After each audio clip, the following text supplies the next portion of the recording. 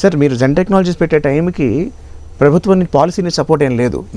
So మరి మీరు ఏ ధైర్యంతో ఇంత డబ్బు ఖర్చు పెట్టుకుని ఆయుధాల తయారీ వ్యవస్థకు సిద్ధపడ్డారు? అంటే మేము కొంచెం ఇగ్నోరెన్స్ అనుకోండి మాది. ఏంటంటే ప్రోడక్ట్ చేస్తే వాళ్ళు కొంటారు అని, మంచి ప్రోడక్ట్ చేస్తే వాళ్ళు కొంటారని మాకు ఈ ఇష్యూస్ అన్నీ ఉంటాయి, సింగిల్ వెండర్ ఉంటారు, ఇవన్నీ అన్నీ మేము అప్పుడు ఊహించుకోలేదు. మేము ఒకటి ఇది యాక్చువల్గా మన ఆర్మీ ట్రైన్ అయ్యి లేదు, ఈ ప్రోడక్ట్తో ట్రైన్ అయ్యి యుద్ధానికి రెడీ అవుతాం, మనం ఎప్పుడైనా యుద్ధం జరగవచ్చని ఆ ఉత్సాహంతో చేసాము తప్ప ఇంత రెసిస్టెన్స్ ఉంటుంది ఆర్మీలోని మేము కన్వెన్షనల్ ట్రైనింగ్ చేస్తాం ఇది చేయము అని మేము ఊహించలేదండి అప్పుడు. అంటే అందుకనే చాలా ఏళ్ళు పట్టింది మాకు యాక్చువల్లీ అమ్మటానికి. మా ఫస్ట్ ఇన్ఫ్యాక్ట్ ఇవన్నీ పోలీసు వాళ్ళకి అమ్మాము మేము. దాదాపుగా 14 ఏళ్ళ తర్వాత ఆర్మీకి అమ్మింది మేము.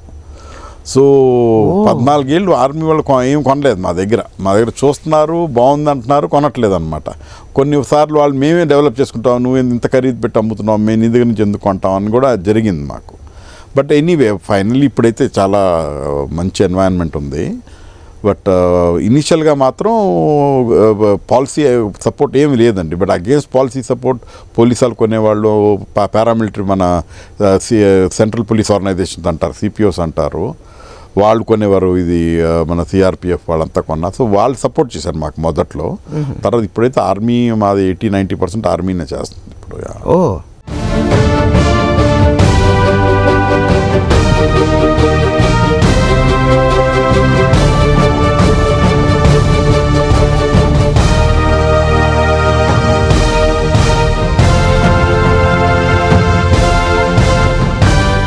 సార్ మీరు ఇప్పుడు సిమ్యులేటర్స్ నుంచి ఈ యాంటీ డ్రోన్ వ్యవస్థ రూపకల్పన వైపు ఎలా వెళ్ళారు, అండ్ ఇప్పుడంటే చాలా ప్రాచుర్యం పొందింది. మరి గతంలో అప్పుడే మీరు దీనికి ఇంత ప్రాచుర్యం వస్తుంది, దాని ప్రాముఖ్యత వస్తుంది అని ముందే ఊహించగలిగారా? అంటే ఖచ్చితంగా అండి. అంటే మేము అది పెద్ద గ్యాప్ అని మాకు అనిపించింది. పెద్ద గ్యాప్ ఉంది, బట్ ఎవరు దాని గురించి మాట్లాడలేదని అనిపించింది. కానీ బట్ ఫ్యూచర్ వార్ యుద్ధాలు అన్నిట్లో డ్రోన్స్ని విపరీతంగా ఉపయోగిస్తారని తెలుసు. దాన్ని న్యూట్రలైజ్ చేయాల్సిన ఇంపార్టెన్స్ ఉందని తెలుసు. ఎట్లా చేయాలని మేము దాని మీద ఫోకస్ చేయడం మొదలేసాము మేము.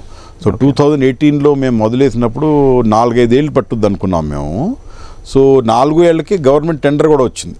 సో మేము యాక్సలరేట్ చేసాం అనమాట డెవలప్మెంట్. సో అంటే నేను అనేది ఏంటంటే మేము ఇప్పుడు కంపెనీలో ఇన్వెస్ట్ చేసాము మేము, యూటీఎస్ అని. వాళ్ళు దాదాపుగా చాలా ప్రాజెక్ట్స్ చేస్తూ ఉన్నారు, 19 ప్రాజెక్ట్స్ దాకా చేస్తున్నారనమాట. మేమేమన్నామంటే 18 ప్రాజెక్ట్స్ మీరు క్లోజ్ చేసేయండి. అయితే అప్పుడు వాళ్ళు ఏమన్నారంటే పెనాల్టీస్ పడతాయి సార్, కొంచెం ఫోర్ క్లోజర్కి ఎంత పడుద్ది అని అంటే కట్టేయండి అని చెప్పాము. ఎందుకంటే మనం ఒక మహత్తరమైన ప్రాజెక్ట్ చేస్తున్నప్పుడు మీ బ్యాండ్ విడ్త్ కంప్లీట్ ఫోకస్ అయ్యి ఉండాలండి దాని మీద. 4 డిస్పర్స్ అయిపోతే ఆ ప్రాజెక్ట్ సఫర్ అయ్యిద్ది. సో మేము పెరీటో అంటూ ఉంటానండి, అంటే 80% of the results come from 20% of your efforts. So ఆ 20% మ్యాగ్నిఫై చేస్తే ఉంటే 80, 160, 200 అంత అవుతూ ఉంటుంది. బాగా డిస్పర్స్ చేస్తే పోదు. సో వాళ్ళతో కూర్చుని very technical team, Raju and Nagendra ఉన్నారు, వెరీ వెరీ కాంపిటెంట్ టీమ్. వాళ్ళు కూర్చుని దీని మీద they agreed. Of course they bought in the thing, they said this is a big thing. So we focused all our efforts. ఇంకా first complete anti drone system మేము తయారు చేసాం అనమాట. Sir ప్రభుత్వం మొదట వైడ్ బ్యాండ్ సామర్థ్యం ఉన్న సాఫ్ట్ కిల్ యాంటీ డ్రోన్ వ్యవస్థను అవసరం లేదు అనుకుంది, కానీ మీరు దాన్ని తయారు చేశారు.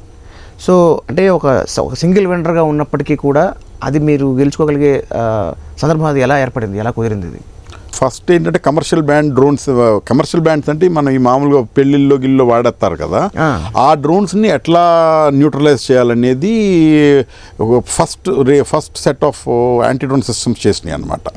బట్ మేమేం ఇంటర్నల్గా కంపెనీలో ఏం ఆలోచించామంటే ఈ కమర్షియల్ డ్రోన్స్ అంటే కమర్షియల్ ఫ్రీక్వెన్సీస్లోనే నడపాలి వాటిని. అంతే. ఇప్పుడు ఈ టెర్రరిస్టు మన ఎనిమీ వాడికి ఏం రెస్ట్రిక్షన్ లేదు కదా కమర్షియల్ డ్రోన్. వాడు కమర్షియల్ ఫ్రీక్వెన్సీలో ఎందుకు నడుపుతాడు, ఏ ఫ్రీక్వెన్సీలో అయినా నడుపుతాడు అని మేమేమన్నామంటే ఆ ఫ్రీక్వెన్సీ కాకుండా కంప్లీట్ రేంజ్ ఆఫ్ ఫ్రీక్వెన్సీస్ని బ్లాక్ చేయాలి మనం. అటువంటి యాంటీ డ్రోన్ సిస్టమ్ ఉండాలని మేము ప్రపోజ్ చేసి, బట్ ఆ టైంలో ఇంకెవరు అడగట్లేదు. నువ్వు చూసేవా డ్రోన్ నాన్ బ్యాండ్ ఫ్రీక్వెన్సీలో ఫ్లై అయ్యేది అని అడగటం మొదలేశారు. కానీ మేము ఇంటర్నల్లీ కన్విన్స్ అయిపోయాము, మేము wide band anti drone system చేసాము మేము. సో యాక్చువల్లీ మా డెసిషన్ ప్రూవ్డ్ రైట్. ఎందుకంటే ఆపరేషన్ సింధూర్లో ఎగ్జాక్ట్లీ ఈ నాన్ కమర్షియల్ బ్యాండ్ డ్రోన్స్ వచ్చినాయి, మేము బ్లాక్ చేసాం అనమాట. Zen Technologies anti drone system was the only anti drone system that block these non commercial frequency bands అనమాట. అది ఒక రకంగా ముందు చూపైనా చెప్పాలి. అంటే ముందు చూపంటే అంటే కామన్ సెన్స్ లాజిక్ అండి. అంటే ఎవరన్నా అడిగితే నాన్ ఫ్రీక్వెన్సీ కమర్షియల్ బ్రాండ్తో నువ్వు చేయగలవా డ్రోన్ అంటే చేయగలం, కానీ మేము ఎందుకు చేస్తాం? వాళ్ళకి మోటివేషన్ ఉంది కదా, ఎనిమీస్కి మోటివేషన్ ఉంది కదా. సో వైడ్ బ్యాండ్ అంటే ఎంత రేంజ్ ఉంటుంది సార్? అంటే బట్ మామూలుగా 400 MHz to 6 GHz చేసామండి ఆ టైంలో. ఇప్పుడు ఏంటంటే బాగా వాళ్ళు మిగతా వాళ్ళు వెళ్ళిపోతా పోయారు 70. ఇప్పుడు మేము చేసేది 70 MHz నుంచి 18 GHz వరకు చేస్తున్నాం. సో ఇది పెంచుకుంటారు, ఫ్రీక్వెన్సీ పెంచుకుంటే వెళ్తున్నాం మేము. అంటే ఎందుకంటే మాకు తెలుస్తుంది, మాకు ఇన్ఫర్మేషన్ వస్తుంది 11 GHzలో చేశారు, they are working on 14-15 GHz అని మాకు తెలుస్తుంటే మేము దానికి రెస్పాండ్ అవుతున్నాం అనమాట. సో చాలా టెండర్స్లో వీళ్ళు అడగకపోవచ్చు, కానీ మేము ఆ ప్రోడక్ట్స్ చేసి కూర్చున్నాం. బట్ అది యుద్ధానికి మేము అనుకుంటున్నాం బాగా ఉపయోగపడతాయని. బట్ అగైన్ కొన్ని టెండర్స్లో ఇంకా వాళ్ళ పాత స్పెసిఫికేషన్స్తోనే అడుగుతున్నారు. సార్ మొదట్లో సాఫ్ట్ కిల్కి మాత్రమే పరిమితమైన జెన్ టెక్నాలజీస్ ఇప్పుడు హార్డ్ కిల్లో కూడా ప్రవేశించింది.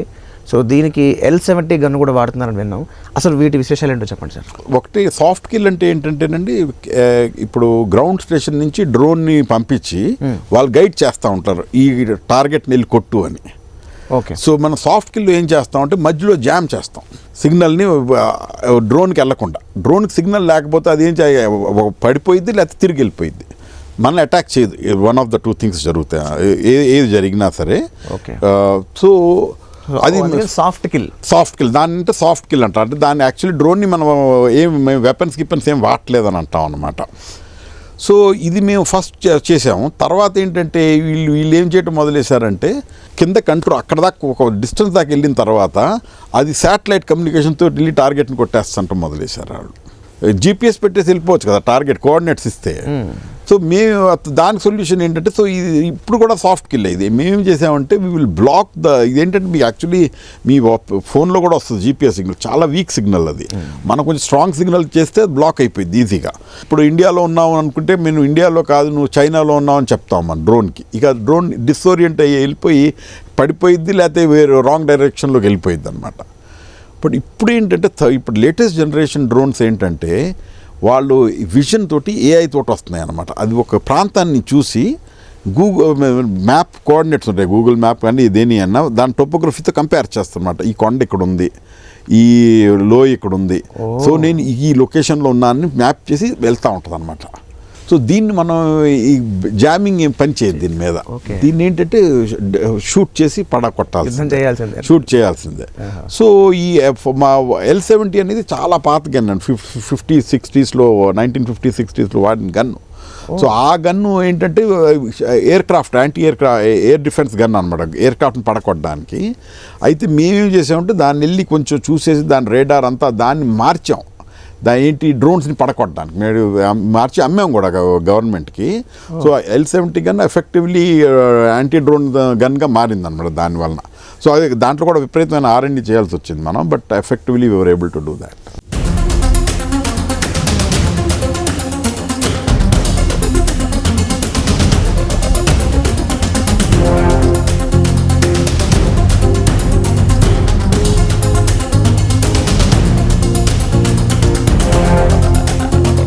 ప్రస్తుతం మరి ప్రభుత్వంతో వ్యాపారాలు చేస్తున్నాయి కదా, మరి చెల్లింపులను సక్రమంగానే అవుతున్నాయా? ఇప్పుడు పేమెంట్స్ బాగానే ఉంటున్నాయండి. అంటే యాక్చువల్గా ఏంటంటే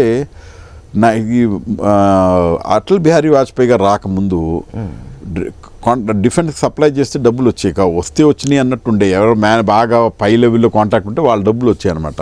అటల్ బిహారీ వాజ్పేయి గారు వచ్చినప్పుడు ఆయన ఏం చేశారంటే ఫండ్, ఎందుకంటే ఎవరు అమ్మటానికి రావట్లేదు ఇండియాకి. ఆ టైంలో ఫారెన్ నుంచి కొనేవారు, ఇండియా ఎవరు రావట్లేదు ఎందుకంటే వీళ్ళు డబ్బులు ఇవ్వరు అని.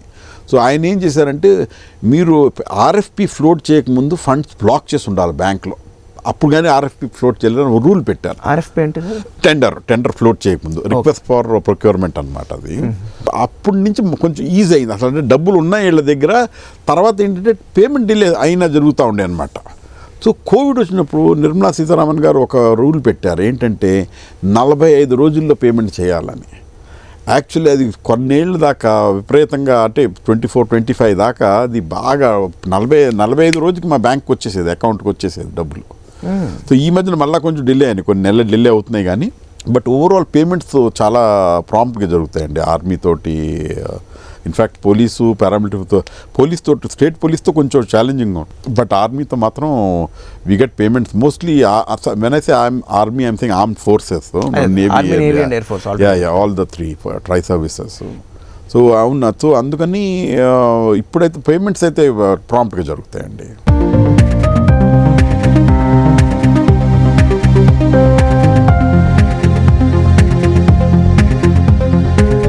చెప్పాలి ఉంది కార్యక్రమంలో ఇప్పుడు ఒక చిన్న విరామం. Nisagama